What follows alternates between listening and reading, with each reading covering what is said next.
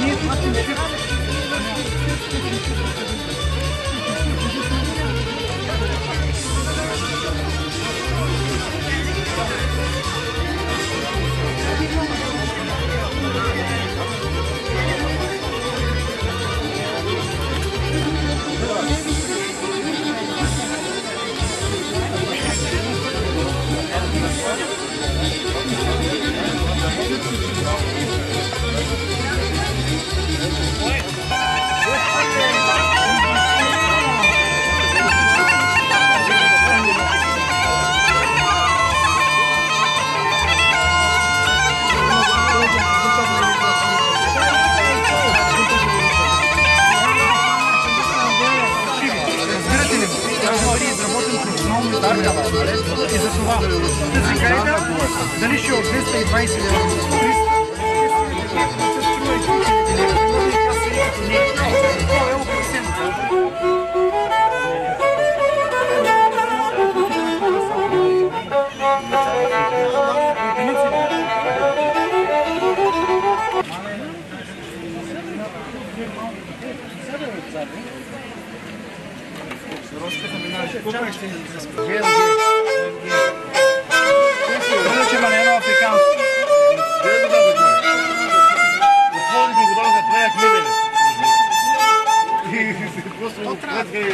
Трябва да се сравнява, трябва да има един инструмент на базата, от който да се сравнява така.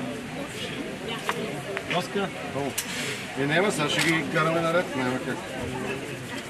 Жигдинко.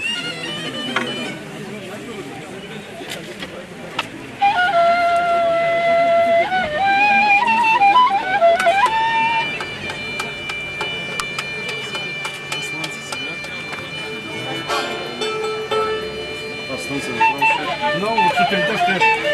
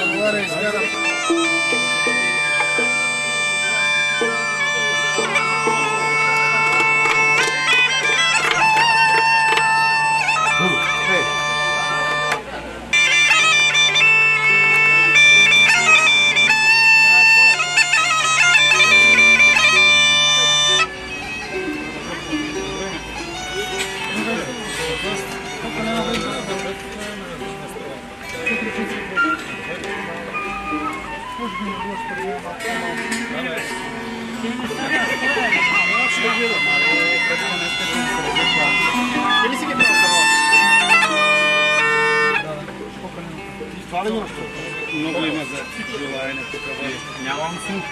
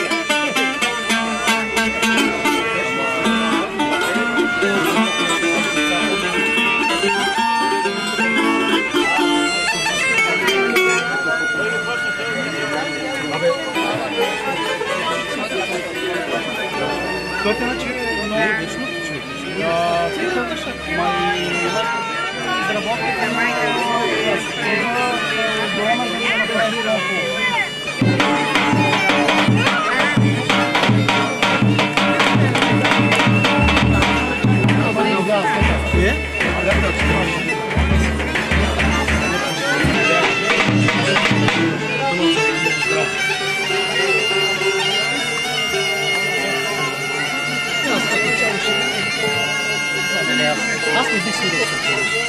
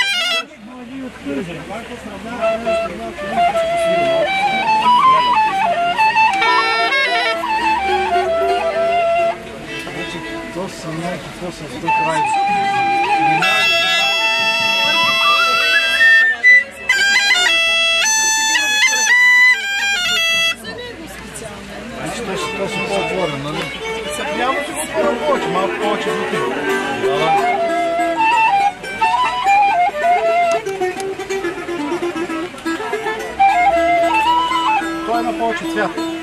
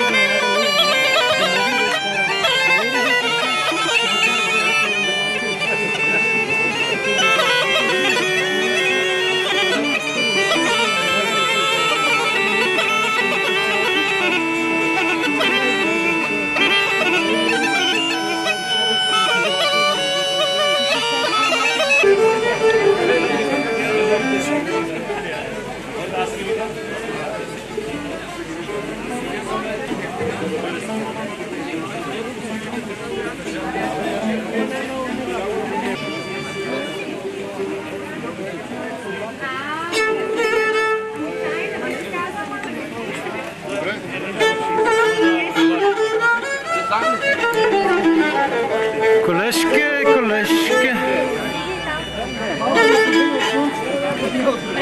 Млеко. Извинявайте.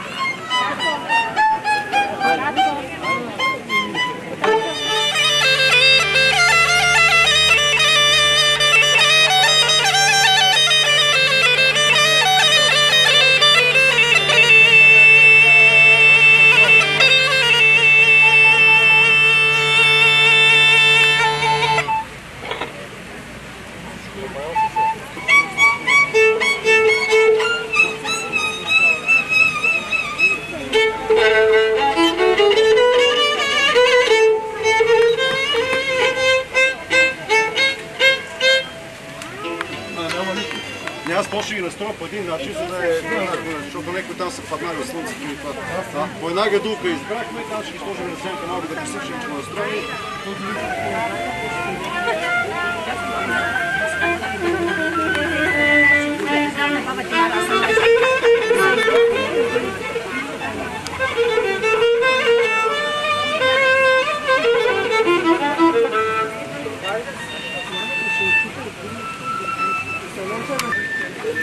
където трябва малко да се го свири за месеци. 2-3 месеца да дигне малко ниско. Вали, тъпани, руки и гайди. Аз ще пробвам само кадук. Сега и тъпаните. Не ги само,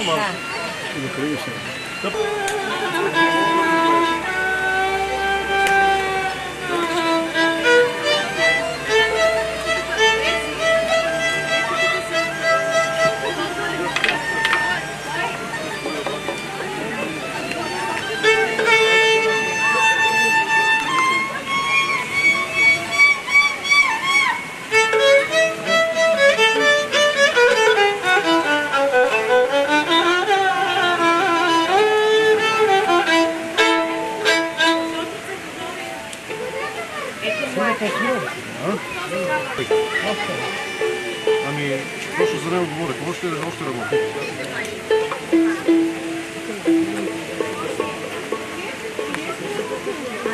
Те сега на люди речиха нещо за пенсиите, но нека да април месец май,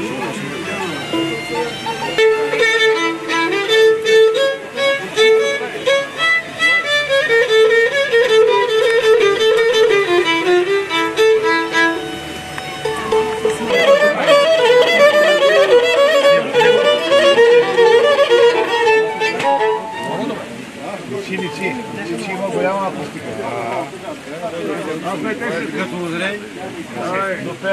Тя ти първо ще облага, ще става инструментите първа. Аз затова казвам, трябва да има къде да се съхрани, да оляга като човек, ако ти пуснали камера. Давай. Да, искам да кажа, че това е един от най-достойните родолюбиви габровци, достойни хора на днешното Габрово.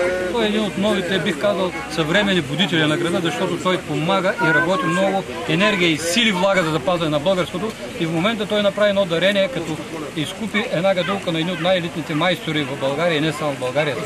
Това е господин Пейо Пеев, всички го познават, това е собственика на Алфреда Пеев Габрово, известен е в цяла България и по света, така че аз няма какво толкова да го представям, но съм му благодарен.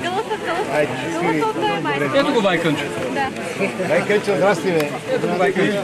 Че не са правите да пробвам. Порадето, да не проверим.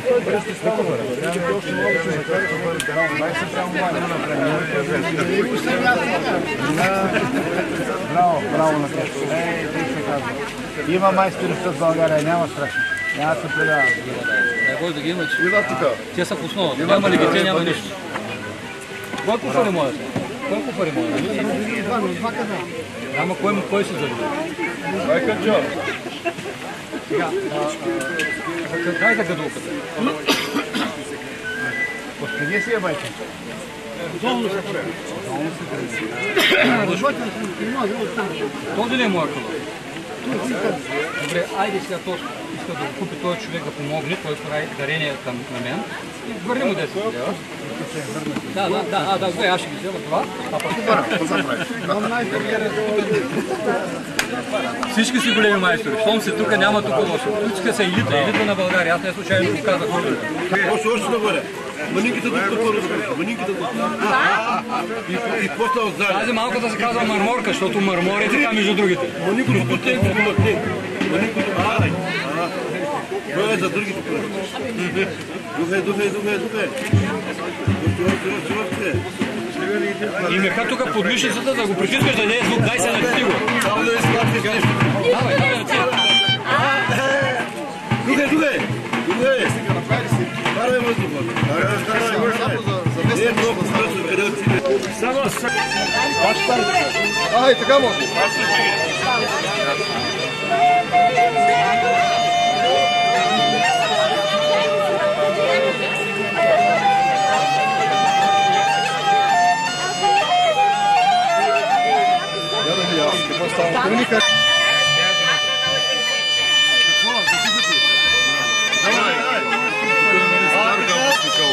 Не, ма никога не е. Само така.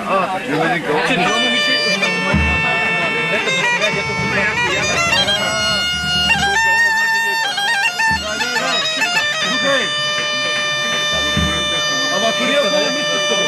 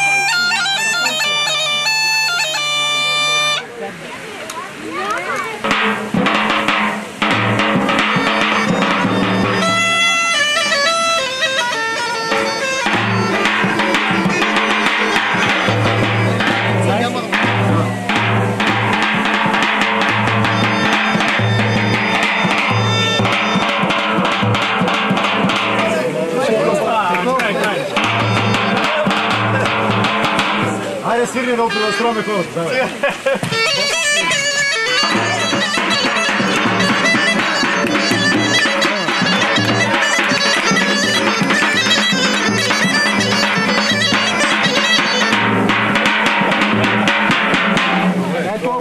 Много добър. Много добър. Това си е стандарт вече.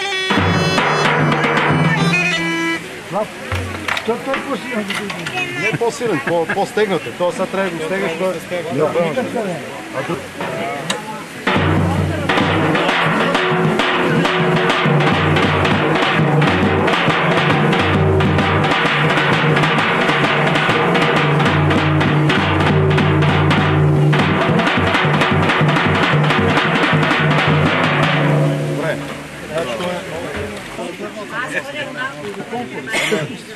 Те като бъдеш отдалече.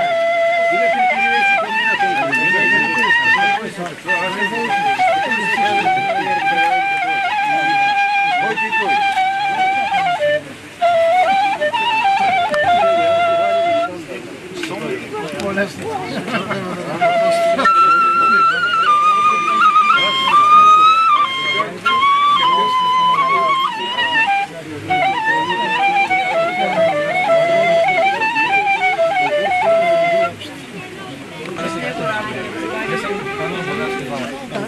Аз с тях задушил направите интервюта.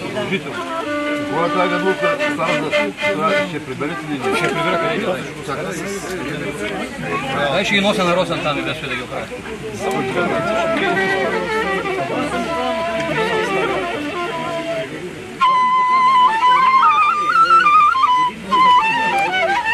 Ръша, има гледай.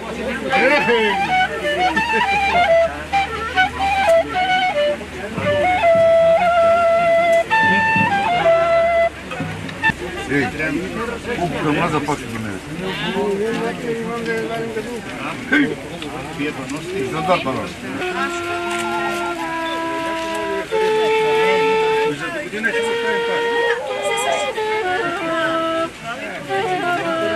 Много е, пъщо е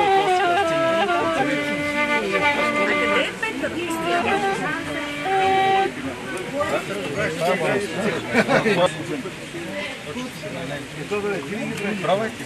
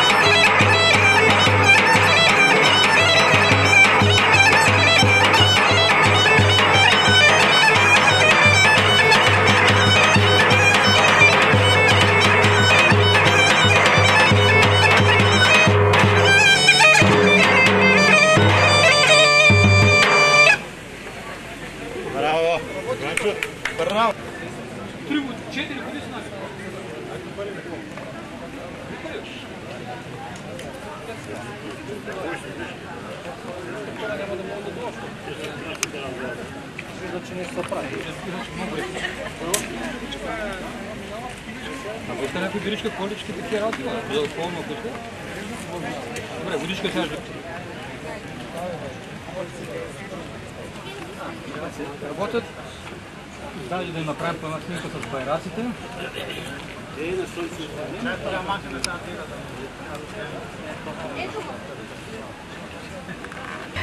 Давам думата сега на Николай Христов Габровец да ни каже малко повече и след това ще се насладите на изпълненията на Оркестъра за народна музика при Българското национално радио.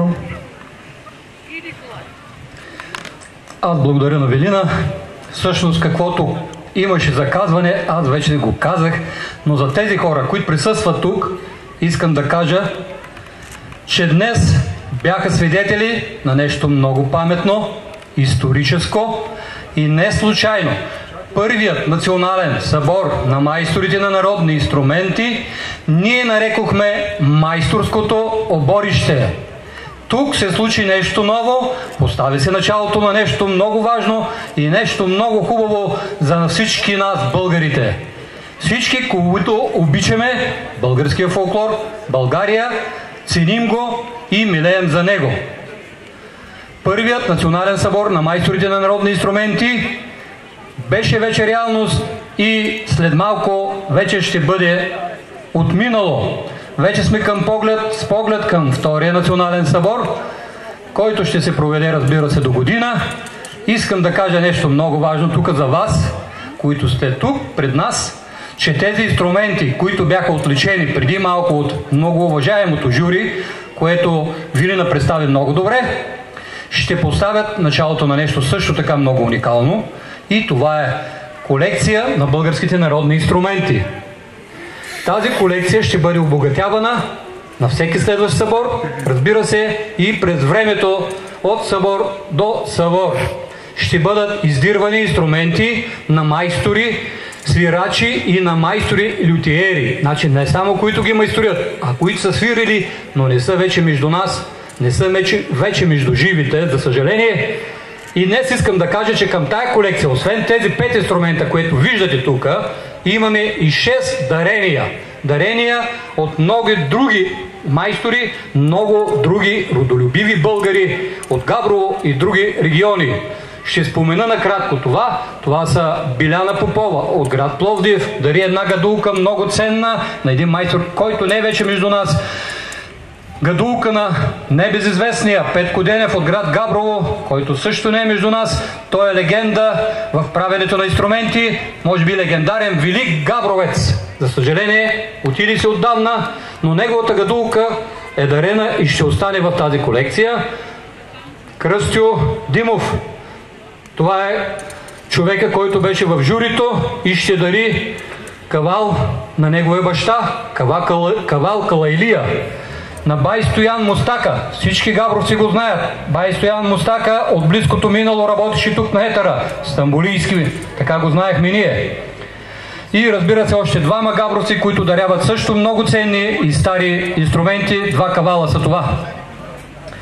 Няма повече да ви отнемам от времето. Искам да ви кажа, че когато нещо се отива, има малко тъга. Ще се разделим с малко тъга и оптимизъм, разбира се, защото предстоят по-хубави неща, дай Боже. Искам да ви кажа, че аз сърдечно много благодаря на тези хора тук зад мен, които си свършиха перфектно работата. Това са едни професионалисти от всякъде, както ги погледнете. Чухте за тях къде работят и какви са те като майстори, а след малко ще чуете и колко хубаво свирят.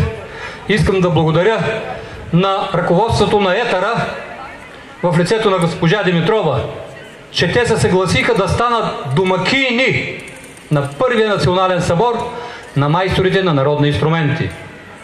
От тук нататък приемаме, както се казва, предложения за домакинство на следващия събор, на следващите събори. Музикална компания Родолюбие Габрово, отворени сме за вашите предложения от цяла България за следващия събор. И аз казах на тези момчета, става въпрос за майсторите, момчета, защото сега все още май нямат дами, които да работят и да правят майстори, или поне не се явили, че ние ще изберем най-доброто предложение, което е отправено за тях, за следващия събор, и те ще имат най-добрите условия, в които и на които да представят своите инструменти. Благодаря на всички, благодаря за вниманието. От името на музикална компания Родолюбие желая да бъдете щастливи и здрави, да обичате българското, да милеете за него. Искам да ви кажа, че ви обичаме от сърце и ви желаем, бъдете с нас в следващите наши събития, следващите събори. Благодаря ви.